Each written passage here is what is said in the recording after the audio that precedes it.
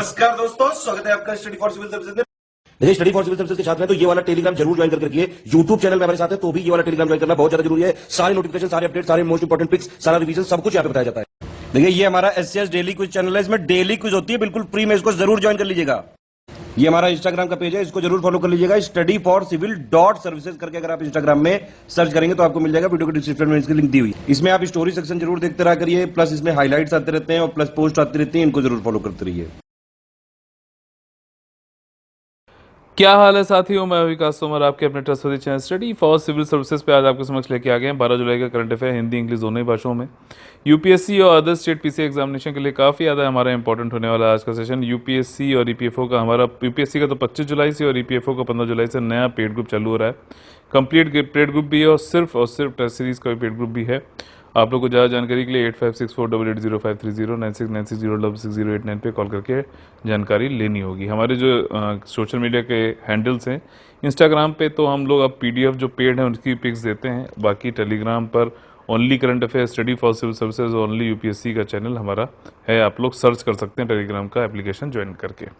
ठीक, आज के टॉपिक जो प्रीलिम्स और मेंस के लिए काफ़ी ज़्यादा इंपॉर्टेंट होने वाले हैं वो हैं, देखिए, इंडिया नेपाल की रेल सर्विस एग्रीमेंट। ठीक, ये एग्रीमेंट पुराना है, 2004 में हुआ था, मुझे जहाँ तक याद आ रहा है। अभी देखेंगे पूरी डिटेल में इसमें अब क्या क्या चीज़ें हैं, कैसे हम लोग जो है नेबरहुड फर्स्ट पॉलिसी को बढ़ा रहे हैं, उससे संबंधित है आज का टॉपिक ये वाला। और लोक उद्यम विभाग यानी कि डिपार्टमेंट ऑफ पब्लिक एंटरप्राइजेस, इसको जो है इसमें काफ़ी फेरबदल किया गया है। क्यों किया गया है वो सारी चीज़ जानेंगे। इंडिया ने रिजेक्ट कर दिया है ऑर्गेनाइजेशन ऑफ इस्लामिक कंट्रीज़ का प्रपोजल। ठीक, क्या प्रस्ताव था देखेंगे। क्यूबा ने उसकी जो है कोविड-19 की वैक्सीन जो है कोविड कैंडिडेट जो है सोबराना 2, ठीक, इसके बारे में न्यूज़ में है ये अभी। और what is sub orbital flight, कई सारी प्राइवेट कंपनियां हैं जैसे जेफ बेजोस, अमेजोन वाले हैं, वर्जिन गैलेक्टिक करके एक हैं, ठीक है, और जो है आपका ये कौन है आपका एलॉन मस्क। ठीक, ये सब लोग क्या है, प्राइवेट कंपनियां हैं, ये स्पेस में लोग को ले आने की बात कर रही हैं। कहाँ तक ले आती हैं ये सारी बात इसमें हम लोग डिटेल में समझेंगे। पहला देखिए जो टॉपिक है वो है आपका इंडिया और नेपाल संबंधित। इनके बीच में क्या हुआ है कि रेल की सर्विसेज से संबंधित जो है समझौता हुआ है।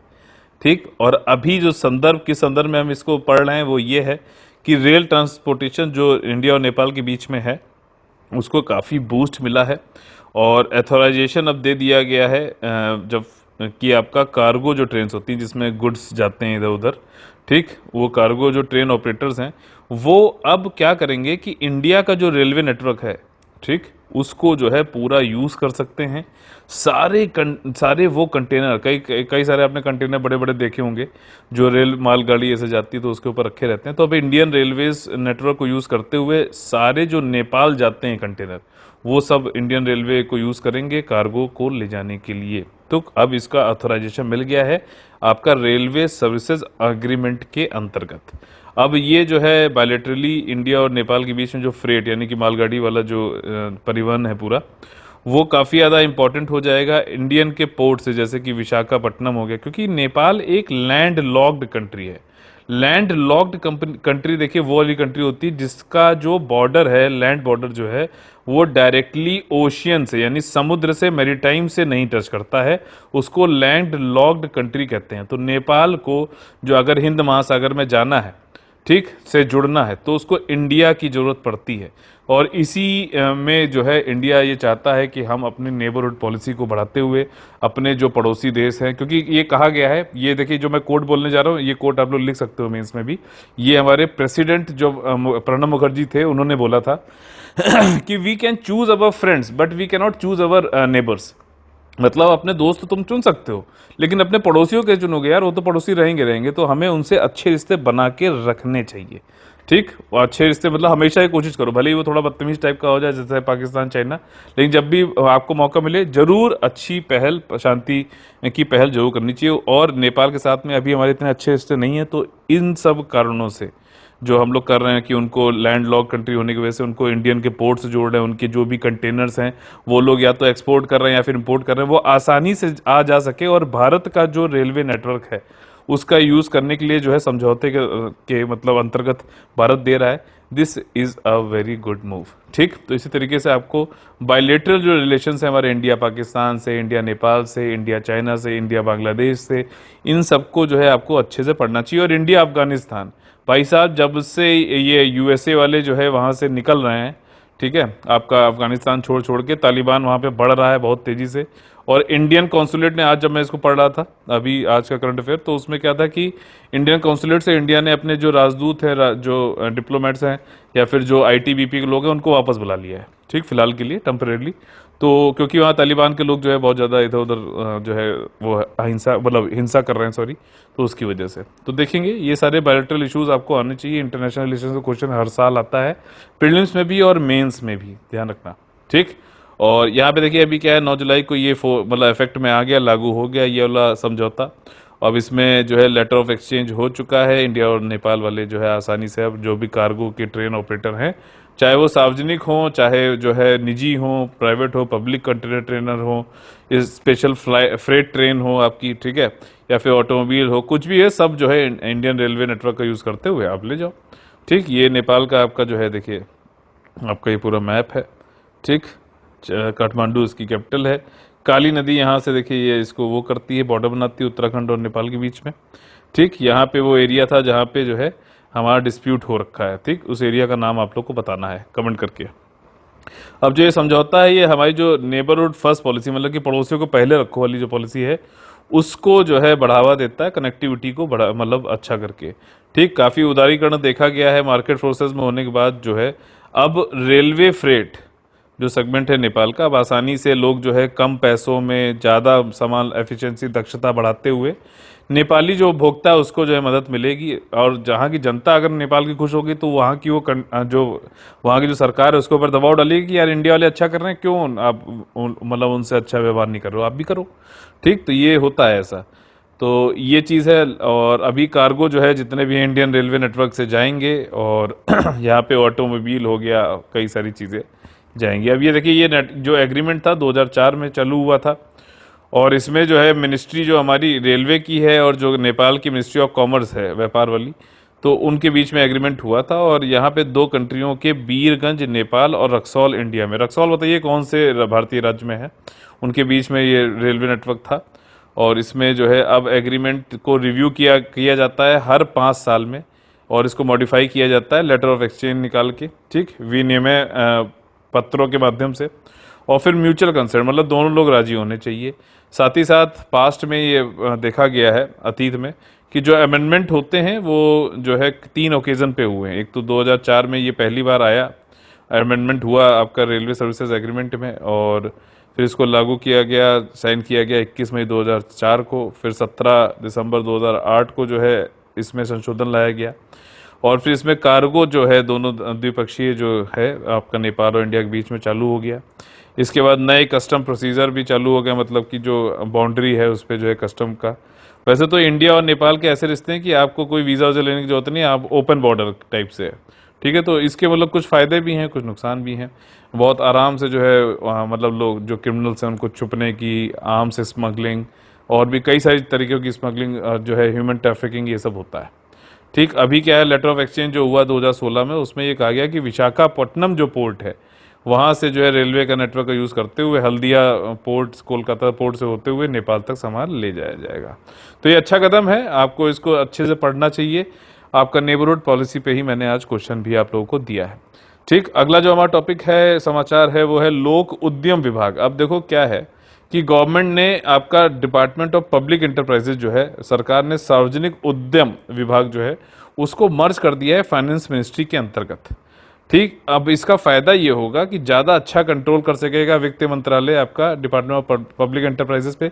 अब पब्लिक एंटरप्राइजेस आप समझ रहे हो, महारत्ना कंपनी जैसे बीपीसीएल हो गया, ठीक, एमटीएनएल हो गया, बीएसएनएल हो गया, ये सब क्या है, ये आपके पब्लिक मतलब गवर्नमेंट का कंट्रोल है इनके ऊपर। अब इस डिपार्टमेंट को वित्त मंत्रालय के अंतर्गत जो है मर्ज कर दिया गया, तो और बेहतर कंट्रोल इनके ऊपर हो जाएगा या सरकार का। और जो इनका मतलब हम ये समीक्षा भी करेंगे कि क्या इनका कैपेक्स चल रहा है, यानी कि कैपिटल एक्सपेंडिचर क्या है, कैपिटल एक्सपेंडिचर आपका ये होता है जो आप मतलब उस इंडस्ट्री की इंटरप्राइज की जो है प्रोडक्टिविटी को बढ़ाता हो या उसकी प्रोडक्शन की क्षमता को बढ़ाता हो। तो ये इसके अंतर्गत जो है मशीनरी भी लगाई जा सकती है या फिर पैसा भी, ठीक। तो इसको कैपिटल एक्सपेंडिचर बोलते हैं। तो इसकी समीक्षा भी करी जाएगी। साथ ही साथ जो ऐसे सीपीएसई हैं, सेंट्रल पब्लिक सेक्टर एंटरप्राइजेज हैं, जो जिनका रिवाइवल पुनरुद्धार नहीं हो पा रहा है, साथ ही साथ जहाँ क्लोज होने वाले हैं, तो उनको भी जो है चलती हालत में लाने की कोशिश की जाएगी। वित्त मंत्रालय के पास अब 6 डिपार्टमेंट हो गए हैं, ठीक। आप लोगों ने पढ़ा होगा अगर यूपीएससी का मेंस का सिलेबस, तो उसमें जो है जीएस पेपर 2 में मिनिस्ट्रीज करके एक जो है टॉपिक है। तो ये सारी चीजें इसलिए इंपॉर्टेंट हो जाती हैं, ध्यान रखना। सिलेबस बिल्कुल कंठस्थ तरीके से आपको याद होना चाहिए। फाइनेंस मिनिस्ट्री के अंतर्गत अब 6 डिपार्टमेंट हो गए हैं। कौन कौन से हैं देखिए, 5 डिपार्टमेंट जो थे पहले वाले वो हैं आपके इकोनॉमिक अफेयर्स, ठीक। डिपार्टमेंट ऑफ इकोनॉमिक अफेयर्स वही है जिसमें इकोनॉमिक सर्वे, बजट, ये सब कुछ आता है, ठीक है। रिवेन्यू हो गया, एक्सपेंडिचर हो गया, investment and public asset management हो गया और फाइनेंशियल सर्विसेज हो गया, ठीक। इसमें इकोनॉमिक अफेयर्स वाला क्वेश्चन पूछ भी चुका है यूपीएससी, ठीक है। साथ ही साथ ministry of heavy industry public enterprises जो है ये पेरेंट मिनिस्ट्री थी डीपीई की, डिपार्टमेंट ऑफ पब्लिक एंटरप्राइजेज की। अब जो है ये मिनिस्ट्री ऑफ हैवी इंडस्ट्री ही सिर्फ कहलाएगा, क्योंकि पब्लिक एंटरप्राइजेज को वहां से निकाल के डिपार्टमेंट बना दिया गया किसका, वित्त मंत्रालय का, ठीक। अब ये इसलिए किया गया है, क्यों, इसके पीछे रीजन क्यों है कि गवर्नमेंट जो है बहुत ही ज्यादा निजीकरण करने की तरफ जो है वो ये चाहती है कि जो पब्लिक सेक्टर एंटरप्राइजेज हैं जिनमें किसी कारणवश जो है प्रॉफिट नहीं अच्छा आ रहा है या फिर उनको जो है अपग्रेड करना है, स्किल्स करना है, कुछ भी मतलब करके मतलब उनको जो है बेहतर बनाना है, कॉम्पिटिटिव बनाना है, प्रतिस्पर्धित बनाना है, तो प्राइवेटाइजेशन करना है, ठीक। निजीकरण करना है। कैसे, किसको, इसको बीपीसीएल को, शिपिंग कॉर्पोरेशन को, कंटेनर कॉर्पोरेशन को, नीलांचल इस्पात निगम लिमिटेड को, ये स्टील वाला हो गया, पवन हंस जो है हेलीकॉप्टर वाला हो गया, एयर इंडिया को, तो इन सबको जो है कंप्लीट करना है 2021-22 तक। तो हमें ये जो है पब्लिक एंटरप्राइजेस पे अच्छे से कंट्रोल होना चाहिए, ठीक। साथ ही साथ गवर्नमेंट कंपनी जैसे BPCL, ONGC, IOC, Hindustan petroleum हो गया, पावर ग्रिड, कोल इंडिया, ये सभी की सब जो है अब फाइनेंस मिनिस्ट्री के डायरेक्ट कंट्रोल में, डायरेक्ट जो है प्रत्यक्ष रूप से जो है नियंत्रण में आ गए हैं। और डाइवेस्टमेंट इन आपकी स्ट्रेटजी जो है, डाइवेस्टमेंट विनिवेश की जो रणनीति है, उसमें यही होता है कि पब्लिक यानी कि गवर्नमेंट की जो एंटरप्राइजेस होती हैं, पब्लिक जो एंटरप्राइजेस होती हैं, मान लीजिए गवर्नमेंट 100% इसमें जो है ओनर है, स्वामित्व है, ठीक। उसमें से मान लीजिए इसने बोलेंगे 10% जो है डाइवेस्ट कर दिया, डिसइन्वेस्ट कर दिया या फिर विनिवेश कर दिया, क्योंकि निवेश निकाल रहा है। तो ये क्यों निकाल के, क्या है, प्राइवेट वाले जो है लोग खरीद सकते हैं, हमारे ऐसे रिटेल छोटे बंदे भी शेयर अगर मान लीजिए निकाल दिए तो वो भी नहीं खरीद सकते हैं। तो हो क्या रहा है, गवर्नमेंट का स्वामित्व कम हो रहा है। कम होने की वजह से इसको डिसइन्वेस्टमेंट भी बोलते हैं। ये इसके पीछे ही होता है, state of the art technology हो, ज़्यादा प्रोफेशनलिज्म आना चाहिए, ज़्यादा जो है दक्षता आनी चाहिए, ज़्यादा जो है इफेक्टिविटी, ज़्यादा प्रॉफिट आना चाहिए। ये मेन चीज़ ये है, ठीक। क्योंकि प्रॉफिट जो है प्राइवेट कंपनी किसके लिए काम करती है, प्रॉफिट के लिए, सिंपल सी बात है। तो इसके लिए गवर्नमेंट क्या करना चाह रही है, डिसइन्वेस्टमेंट जो वित्तीय सेक्टर में करना चाह रही है, आईपीओ ला रही है, इनिशियल पब्लिक ऑफर। कोई भी कंपनी जब पहली बार स्टॉक एक्सचेंज पे अपने शेयर्स को लाती है, लिस्ट करती है, तो उसको इनिशियल पब्लिक ऑफर बोला जाता है, ठीक। यहाँ पे पब्लिक वो वाली पब्लिक, गवर्नमेंट वाला पब्लिक का मतलब नहीं है। यहाँ पे पब्लिक हमारे ऐसी पब्लिक है जो निवेश करना चाहती है इस कंपनी में, ठीक। तो अब जो है आईपीओ निकालना चाहती है एलआईसी का, बहुत बड़ा आईपीओ होगा। अब होगा क्या, समझो मेरी बात, कि अब ये वाली जो कंपनियां हैं, कई सारी बीपीसीएल, एयर इंडिया, इनको जो है खरीदने के लिए भी तो कई लोग चाहिए ना। तो पीछे ये देखा गया है, अगर आप लोगों ने पढ़ा होगा अच्छे से करंट अफेयर, कि कई बार ऐसा होता है कि प्राइवेट जो और भी प्लेयर्स हैं वो नहीं पैसा डालते हैं इनमें। इनको लगता है यार बहुत ज़्यादा खर्चा है, जितना हम अभी मान लीजिए इतना भयंकर खर्चा कर दें और उसके बाद उसकी भरपाई करने में ही 10 साल लगे और 10 साल में पता नहीं क्या क्या हो, कोई और मतलब पॉलिटिकल पार्टी आ जाए, क्या हो जाए, तो इसलिए वो लगाते नहीं है। तो अब कई बार ऐसा देखा गया है पीछे कि जो लाइफ इंश्योरेंस कॉर्पोरेशन है, जिसमें हम लोग जो लाइफ इंश्योरेंस लेते हैं, पूरा बीमा में कराते हैं, वही मतलब ये भी तो एक कॉर्पोरेशन, वैसे कंपनी तो है लेकिन वैसे तो ओन्ड गवर्नमेंट के द्वारा ही है ना। तो विनिवेश के नाम पे क्या होता है, एलआईसी जो है आईपीओ निकालेगा, वहां से पब्लिक से पैसा उठाएगा और उसी पैसे से ही जो है इसका जो है विनिवेश कर दिया जाएगा। समझ लो, तो इनडायरेक्टली करना पड़ता है फिर ये मतलब गवर्नमेंट करती रही है। साथ ही साथ गवर्नमेंट ने और भी जो डिसइन्वेस्टमेंट का जो टारगेट रखा है वो है प्राइवेटाइजेशन, 2 पब्लिक सेक्टर बैंक का करना है और एक इंश्योरेंस कंपनी का करना है। ठीक, कौन सी है कमेंट करके बताइए, क्या बताया गया अभी तक कि नहीं बताया गया, ये भी बताइए गवर्नमेंट के द्वारा। डिपार्टमेंट ऑफ पब्लिक इंटरप्राइजेज जो है उसके अभी के जो फंक्शन हैं, दायित्व हैं, वो यही हैं, उनको देखेंगे और साथ ही साथ जो है समीक्षा करी जाएगी कैपिटल प्रोजेक्ट्स की, ये सारी चीज़ें करी जाएगी, उनकी क्षमता को बढ़ाया जाएगा। जो शिफ्ट किया जा रहा है वित्त मंत्रालय में डीपीई का, वो यही है कि इसकी एफिशिएंट मॉनिटरिंग हो जाए, कैपेक्स कैपिटल एक्सपेंडिचर को देखें, कोई एसेट ऐसे हैं जिसको मोनेटाइजेशन किया जा सके। अब इसका एग्जाम्पल देता हूँ, ठीक, एक एक चीज एग्जाम्पल से समझाऊंगा, बिल्कुल क्रिस्टल क्लियर हो जाएगा आपका। देखिए कई सारे, मान लीजिए आपका बीपीसीएल का प्लांट है, ऑयल का प्लांट है यहाँ पे। अब यहाँ पे क्या है कि ये जमीन खाली है, ठीक, तो ये जमीन खाली है, सैकड़ों एकड़ जमीन खाली है, तो ये एक एसेट है इनके लिए जिसको अभी यूज नहीं किया जा रहा है। ठीक, तो इसकी जो है आपका मुद्रीकरण करना है, मोनेटाइजेशन करना है, इसको जो है आप कुछ दे दीजिए, बनवा दें, या फिर कुछ भी किसी तरीके से रेंट आने लगे, तो ये इसको बोलते हैं एसेट मोनेटाइजेशन। ठीक, और बाकी जो है वित्तीय जो स्वास्थ्य है वो भी अच्छा करना है सीपीएसई का। साथ ही साथ जो ब्यूरो पहले, अच्छा ये जो डीपीई था पहले, इसका नाम ब्यूरो ऑफ पब्लिक इंटरप्राइजेस था, इतना ज़्यादा इंपॉर्टेंट नहीं है ये। ठीक, फिर उसके बाद ये फुल फ्लैश डिपार्टमेंट बन गया। अच्छा, ये एक चीज़ इंपॉर्टेंट है, महारत्ना, मिनी रत्ना और नवरत्ना क्या होता है, जो सेंट्रल पब्लिक सेक्टर इंटरप्राइजेज होते हैं, ठीक, उनको 3 कंट्री में बांटा जाता है, 3 कंट्रियों में वर्गीकरण किया जाता है 3 कैटेगरीज में। वो ये है कि महारत्ना, नवरत्ना और मिनी रत्ना। अब इसमें देखिए करने का कारण क्या है वो बता देता हूँ पहले, वाई, क्यों करते हैं हम। देखिए ऐसा है कि अच्छा, किसी अगर मान लीजिए सीपीएसई जो है महारत्ना बन गई, तो उसके पास ज़्यादा पैसे तक खुद से, मतलब सरकार के बार बार हस्तक्षेप के बिना, सरकार से बिना पूछे मतलब उनसे बार बार पूछने जाना, फिर उसमें टाइम लगाए बिना 5,000 करोड़ तक का जो है ये जो है खुद से डिसीजन ले सकते हैं। मान लीजिए कहीं पे कुछ इनको कोई लैंड एक्विजिशन करनी है, या फिर कोई मतलब तेल के कुएं खरीदने, या जैसे इंडियन ऑयल हो गया, कुछ भी है, तो 5,000 करोड़ तक का जो है खुद से डिसीजन लेने की आज़ादी, ऑटोनॉमी मिल जाती है। तो ये चीज़ है ताकि वो थोड़ा स्वतंत्र हो सकें, ठीक है ना, ये चीज़ है। और जितना अच्छा परफॉर्म करते जाओगे, टर्नओवर के हिसाब से, यानी कारोबार हो गया, नेट प्रॉफिट, मतलब अच्छा प्रॉफिट आप कमा रहे हो, तो उतना ज़्यादा आपको स्वामित्व दिया जाएगा। ये इसलिए है ताकि लोग जो है ज़्यादा बड़ी और ज़्यादा मतलब प्रॉफिट के लिए काम करें। तो ये चीज़ है। अभी भारत में 10 महारत्ना, 14 नवरत्ना और 74 जो है मिनी रत्ना है, ठीक है। तो कोई भी महारत्ना जो है पहले वो मिनी रत्ना बनेगी, फिर नवरत्ना बनेगी, फिर महारत्ना बनेगी, ये होता है सिस्टम इसमें। ठीक, क्राइटेरिया क्या है वो समझ लेते हैं। यहाँ पे देखिए क्राइटेरिया यहाँ पे यही दिया गया है। अगर नेट प्रॉफिट क्या होता है, जो आपका, देखिए एक तो इनकम होता है, जितना भी आपने गुड सर्विसेज जो भी ये सब बेच के कमाया इनकम, उसमें से आपने जो है अपना टैक्स निकाल दिया, ब्याज जो था वो निकाल दिया, जो बाकी बचा वो आपका प्रॉफिट कहलाता है, उसी को नेट प्रॉफिट बोलते हैं।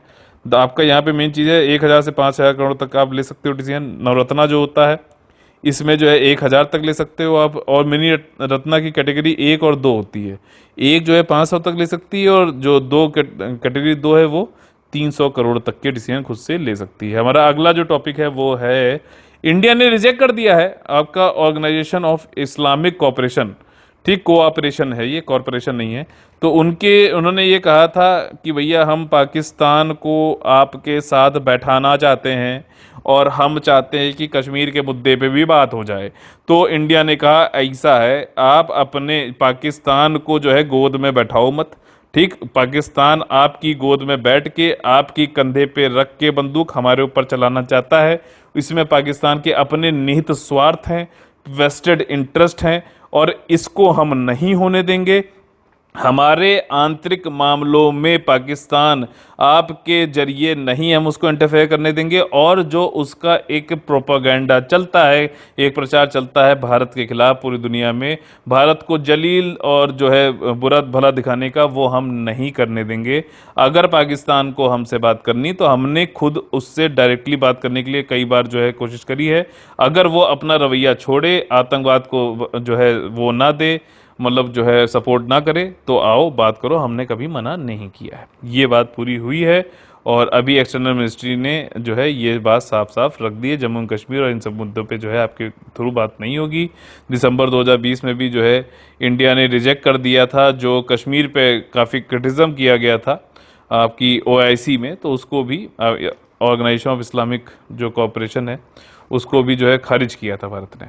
अच्छा, ये कब बना था आपका? फाउंड हुआ था 1969 में, और इसमें 57 मुस्लिम इस्लामिक कंट्रीज़ हैं।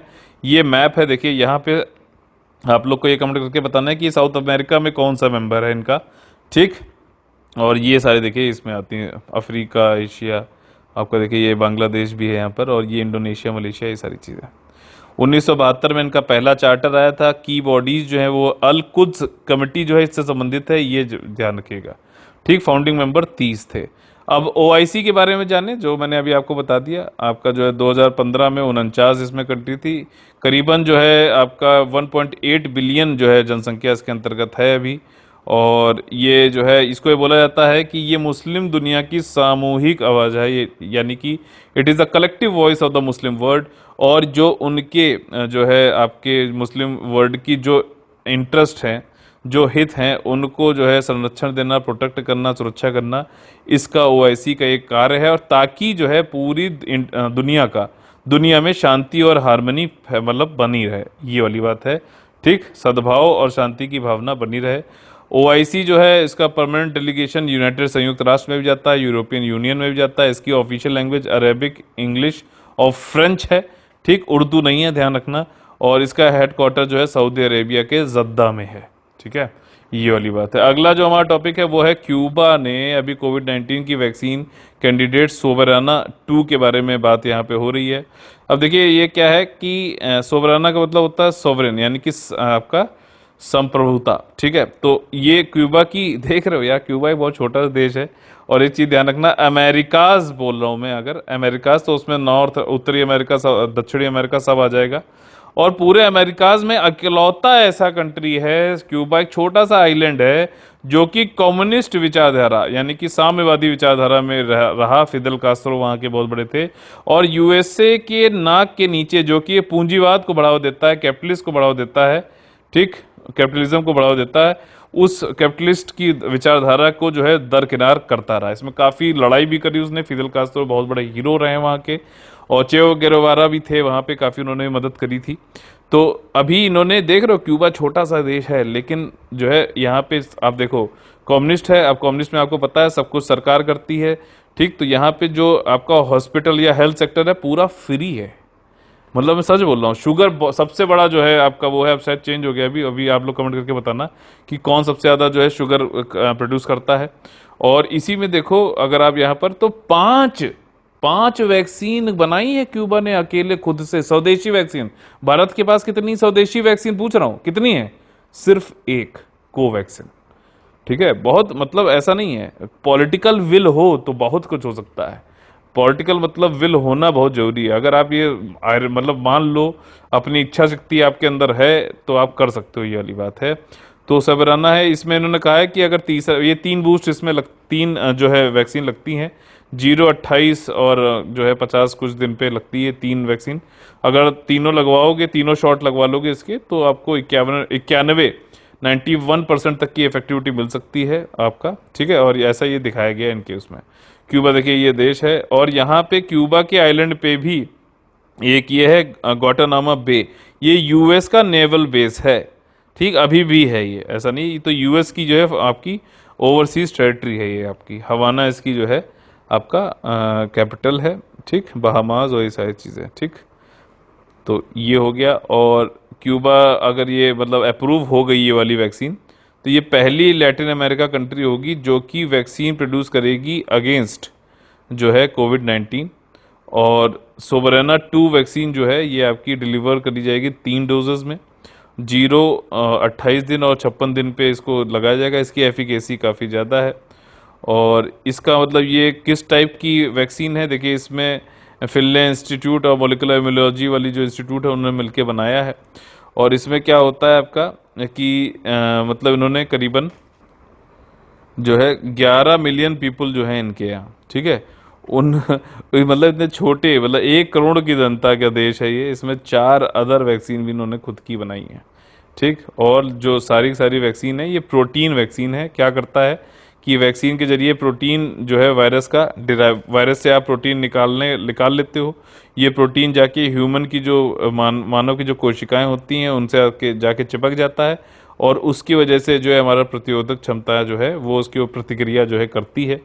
और सोवरेना 2 जो है यूनिक है क्यूबन वैक्सीन में, क्योंकि ये सिर्फ एक अकेली ऐसी वैक्सीन है जो संयुग्म टीका यानी कि कंजुगेट वैक्सीन की बात करती है। अच्छा, ये हम लोग ने पहले पढ़ रखा है, आप कोई कमेंट करके बताएगा कि कंजुगेट वैक्सीन क्या होता है। ठीक, कंबाइन, ये मैंने कई बार बताया, 4-5 बार। ठीक है, कंबाइन करता है वेक्टर रिसेप्टर, मतलब जो डोमेन है उसको कंबाइन करेगा डीएक्टिवेटेड फॉर्म ऑफ टिटनेस के साथ, जिसकी वजह से इम्यून रिस्पॉन्स बढ़ जाता है। ठीक, हाँ, मतलब क्यूबा ने ये किया कैसे, देखिए 60 से 70% तक जो मेडिसिन है जो डोमेस्टिकली मतलब उनके यहाँ लोकली कंज्यूम होती है क्यूबा में, वो खुद बनाते हैं। वो हेल्थ सेक्टर देखो कितना मजबूत है। वैक्सीन भी जो है वो 13 डिजीजेस के लिए जो है वो इस अपना 11 वैक्सीन खुद बनाते हैं। 8 मतलब उनके यहाँ खुद बनती हैं 11 वैक्सीन में से, जो कि 13 डिजीजेस के लिए हैं। जो द इकोनॉमिस्ट न्यूज़पेपर है उसमें बताया गया कम्युनिस्ट रेवोल्यूशन के बाद में 1960 के बाद में आइलैंड का जो ये नेशन है, मतलब आइलैंड एक जो एक द्वीप ही तो है छोटा सा, कई सारे डॉक्टर वहां से भाग गए थे, लेकिन फिर फीदल कास्ट्रो जी ने, जो कि मतलब एक लीडर थे कम्युनिस्ट वाले रेवोल्यूशन के मूवमेंट के, आंदोलन के, तो उन्होंने काफ़ी पैसा हेल्थ केयर में डाला और फार्मा को बहुत ज़्यादा जो है मजबूत बना दिया। यहाँ तक कि शुगर की तरह उसको जो है एक्सपोर्ट भी करने लगे, फार्मास्यूटिकल मतलब मेडिसिन को एक्सपोर्ट भी करने लगे। अगला जो हमारा टॉपिक है वो है कि what is a sub orbital flight, एक उपकक्षीय उड़ान क्या है। अब देखिए क्या है, आपका ये अर्थ हो गया, अर्थ के ऊपर एक ऑर्बिट है। ठीक, अर्थ का स्पेस कहाँ से चालू होता है कहाँ से नहीं, इसका मतलब बहुत ज़्यादा डिफाइंड नहीं है मामला, समझना। तो अब यहाँ से रॉकेट ये उड़ेगा, जो ये कई सारी जो है वर्जिन गैलेक्टिक की बात हो रही है, रिचर्ड ब्रैंसन है, और जो जेफ बेजोस है, इनका ब्लू ओरिजिन नाम से कंपनी है, जो न्यू शेफर्ड व्हीकल है। तो ये उड़ेगा तो ये स्पेस तक जाएगा, लेकिन वहाँ जाके अपनी स्पीड धीमे कर लेगा और फिर वापस आ जाएगा। तो ये ऑर्बिट के नीचे रहेगा, इसीलिए इसको जो है उपकक्षीय बोला जा रहा है। ठीक, अगर यहाँ पे आके स्पीड अगर ये तेज किए रहेगा और ऑर्बिट के यहाँ पे इतनी दूरी पे आ गया, तो ये क्या होगा कि वापस आने की जगह क्या होगा कि ये इसी के साथ घूमने लगेगा, कभी धरती वापस नहीं आएगा। ठीक, जब तक हम उसमें कुछ फोर्स लगा के वापस इसको जो है एटमॉस्फेयर में, भारत के वायुमंडल में जो है दोबारा घसीटने की कोशिश ना करें। तो यहाँ पे क्या है कि हम स्पीड को अपनी यहाँ पर पहुँचने के बाद ऐसा करेंगे कि ये उसके नीचे रहते हुए फिर वापस आ जाए, और जो अंदर इसके कई सारे जो स्पेस के टूरिस्ट जो इसमें गए हुए हैं, बहुत ही अमीर लोग, एक भारतीय महिला भी गई हुई हैं वर्जिन गैलेक्टिक में, भारतीय ओरिजिन की महिला हैं, तो उनको क्या है कि माइक्रो ग्रेविटी का भी फील होगा, एहसास होगा। मतलब उनको लगेगा कि जो मतलब जमीन से उठ जाएंगे, मतलब जहां पे भी वो बैठे होंगे उठ से वहां से उठ जाएंगे, क्योंकि ग्रेविटी ना हो तो हम लोग खुद ही नहीं बैठ सकते यार। ग्रेविटी है इसीलिए तो हम जमीन पर चल पाते हैं, ये सारा चीजें कर पाते हैं। तो वहां पे जब आप ऊपर जाते हो अंतरिक्ष में, तो वहां पे मतलब सब ऑर्बिट के नीचे ही रहोगे, और फिर आपको वहाँ पे माइक्रो ग्रेविटी का एहसास होगा। ये चीज़ जो है एहसास कराने की बात यहाँ पे हो रही है। वर्जिन गैलेक्टिक जो है आपके जो है रिचर्ड ब्रैंसन, इनका वर्जिन गैलेक्टिक है VSS यूनिटी जो है ये पहला हो गया है जो उड़ा है। ठीक, बाकी जेफ बेजोस भी हैं, इनका ब्लू ओरिजिन है, न्यू शेफर्ड नाम का व्हीकल, ये भी अभी उड़ने वाला है या उड़ चुका होगा। और साथ ही साथ जो है आपका एलॉन मस्क जो है, इनका है स्पेस एक्स नाम से प्राइवेट वो है। ठीक, तो इनका अभी ये शायद पीछे रह गए हैं आज, अभी तो देखा है। तो वैसे जो एलॉन मस्क है उनका सपना है कि मनुष्य को मार्स पे ले जाना है। ठीक है, मंगल ग्रह पे लेके जाना है, ये वाली बात है। ठीक, और स्पेस में एक्सपीरियंस कराएंगे वेटलेसनेस की। ठीक है, यानी कि उनको अपना जो है वजन ही नहीं पता चलेगा। ठीक, और सब ऑर्बिटल क्या होता है, ये इल डिफाइंड बाउंड्री है, स्पेस का कुछ पता नहीं है। हम वहाँ पे बहुत ज़्यादा तेज़ से नहीं जाएंगे ताकि वही ना रह जाए। और अगर स्पेस जो है, अगर आपका करीबन 17,500 माइल्स पर आवर या फिर 28,000 किलोमीटर पर आवर की जो स्पीड या फिर उससे ज़्यादा चलते हैं, तो हम भारत मतलब अर्थ पे वापस आए बिना हम क्या है कि अर्थ के जो है इर्द गिर्द ही नाचने लगेंगे, ऑर्बिट में ही जो है रह जाएंगे, ऐसे रहेंगे। ठीक है, और ये वैसे ही हो जाता है जैसे कि आपका मून हो गए सारे होते हैं। ठीक, तो आपका अगर वापस आना है तो आपको जो है स्पीड यहाँ पे धीमे करनी पड़ेगी, यही सारी चीज़ें यहाँ पे बताई गई हैं। ठीक, सब ऑर्बिटल फ्लाइट मैटर क्यों करती है अभी, इसलिए मतलब ये उपकक्षीय उड़ानें क्यों मायने रखती हैं। 2021 अभी जो है कई सारी जो प्राइवेट कंपनियां हैं वो जो है हिस्ट्री, मानवता के इतिहास में पहली बार ये ऐसा हो रहा है कि ये लोग लेके जाते हैं। नहीं तो कंट्री की जो संस्थाएं जैसे कि नासा हो गया, जैसे हमारा इसरो का क्या चल रहा है, गगनयान चल रहा है, हालांकि उसमें हम ट्रेन करेंगे लोगों को। ठीक, कोई टूरिज्म वाली चीज़ नहीं है वहाँ पे, व्यापार के लिए नहीं कर रहे हैं हम। ठीक, कमर्शियल वहाँ पे एंगल नहीं है, तो ये चीज़ है। और आपका जो है प्राइवेट सेक्टर कर रहा है ये चीज़, और उनको जो है वेटलेसनेस न होगी वहाँ पर। ठीक, भारहीनता का अनुभव होगा, और जो है एस्ट्रोनॉट विंग्स बन जाएंगे, मतलब वही सारी चीज़ें बताई गई हैं। ठीक, इससे हम क्या समझते हैं कि ब्रेंसन बेजोस जो है ये बेसबॉल जैसे होती ना, अब इन्होंने एक एग्जाम्पल देके समझाया कि बेसबॉल या फिर कोई क्रिकेट की बॉल को अगर आप ऊपर फेंको, जितनी तेज फेंकोगे उतना ऊपर जाएगा, फिर वापस आ जाएगा। अगर आप उसको एंगल से फेंकोगे तो ऐसे जाएगा। लेकिन अगर आपने यहाँ पे इसको फेंका और इसकी जो स्पीड बनी रही, तो हो सकता है ये ऐसे चले और फिर ये वापस ही ना आए, और अर्थ के, अगर मान लीजिए अर्थ है, ये है अर्थ, तो इसके इर्द गिर्द ये ऐसे ही घूमता रहे और फिर घूमता ही रह जाए। ये वाली चीज़ यहाँ पे इन्होंने बोली है। और यहाँ पे देखिए कहा है कि एस्ट्रोनॉट जो है will reach space but won't enter orbit.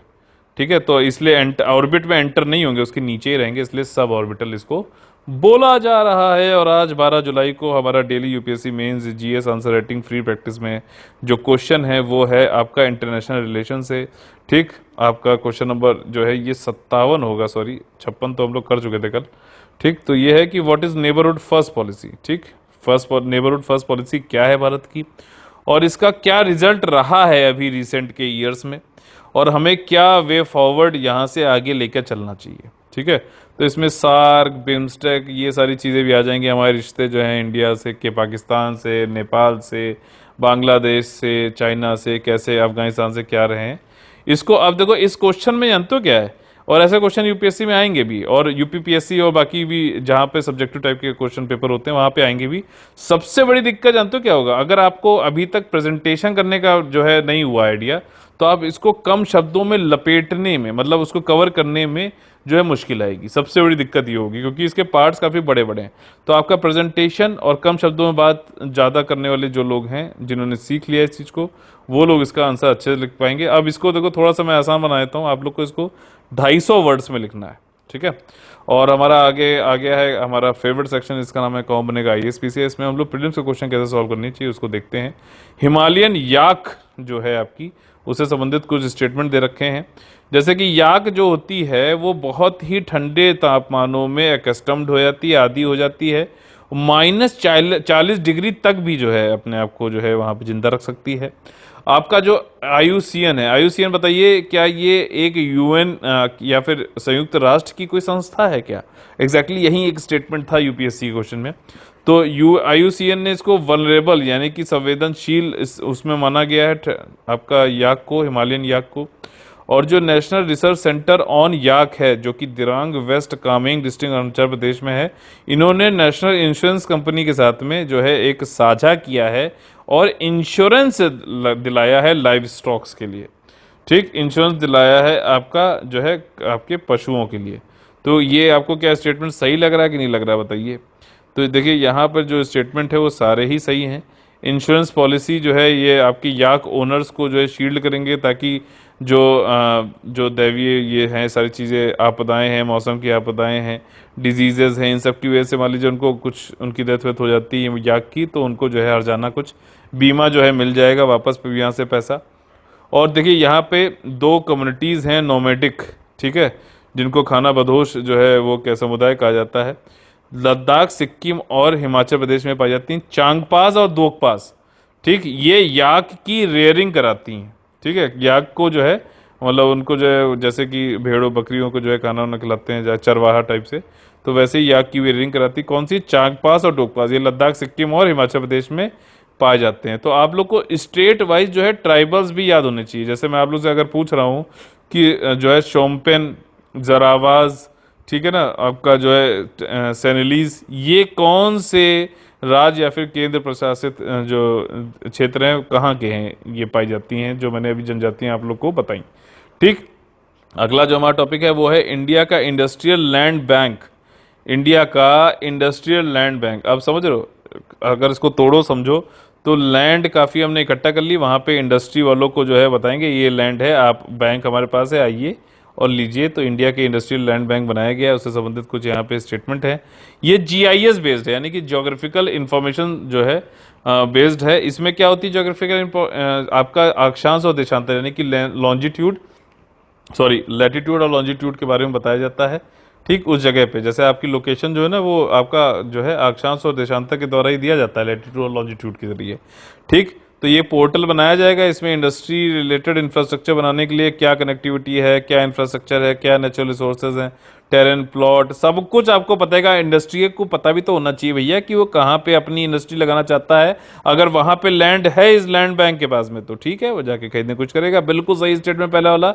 और ये एक तरीके का एक स्टॉप रिपोजिटरी होगा, मतलब कि सारा डेटा आपको जो चाहिए इंडस्ट्री वालों को, आओ इस पोर्टल खोलो और जो है जी लो अपनी दुनिया वाली बात है। और यहाँ पे इसको इंटीग्रेट किया गया है industry based GIS system 10 state के साथ में। इस पोर्टल को अपडेट कर दिया गया और रियल टाइम बेसिस पे इसको जो है पैन इंडिया में इंटीग्रेशन कर दिया जाएगा 10 साल से। 10 स्टेट से बढ़ा के पूरी भारत की जो है धरती पे ये लैंड बैंक हो जाए, इंटीग्रेट हो जाए। और ये लक्ष्य है आपका दिसंबर 2023 तक। अब देखो यहाँ पे दो फैक्ट्स गलत दिए हैं, 10 नहीं है 17 स्टेट हैं और बाकी जो है 2023 नहीं है, ये 2021 है जहाँ तक मुझे याद आ रहा है। तो अगर आपने कोई भी दो जो ये फैक्ट थे इनमें से ध्यान दिया होगा तो आपका ये क्वेश्चन सही हो जाएगा। ठीक, तो ये है 17 स्टेट और दिसंबर 2021 तक पूरे भारत में इसको जोड़ना है। और ये वन स्टॉप रिपोजिटरी हो जाएगा। इंडस्ट्री अपना इंफ्रास्ट्रक्चर लगाना चाहता है, क्या इन्फॉर्मेशन है सब उसको मिलेगी। और साथ ही साथ ये डिसीजन जो है सपोर्ट सिस्टम बन जाएगा इन्वेस्टर्स का, जो कि लैंड को दौड़ रहे हैं रिमोटली। ठीक, तो इसी साथ में हमारा आज का सेशन खत्म होता है। अगर आप लोगों को पसंद आया है आज का सेशन तो लाइक का बटन तोड़िए और शेयर सब्सक्राइब करा के ज़्यादा से ज़्यादा लोगों को जोड़िए और हमारा इस मिशन को सक्सेसफुल कराइए। ठीक, तो आप लोगों को बता दें यूपीएससी का पूरा जो है 25 जुलाई से हमारा जो 2.5 महीने का पेड ग्रुप और जो है 15 जुलाई से ईपीएफओ का जो है पेड ग्रुप लास्ट 45 डेज का है। इसके बाद कोई नहीं खुलेगा टेस्ट मतलब पेड ग्रुप, तो आप लोग ज्वाइन कर सकते हैं 8564880530 9696060889 पे। चलिए कल फिर से मुलाकात होगी सुबह 10 बजे, तब तक के लिए आप लोगों से लेते हैं अलविदा। जय हिंद, जय Bharat, all the very best है, वंदे मातरम। सुरक्षित रहिए, पढ़ते रहिए।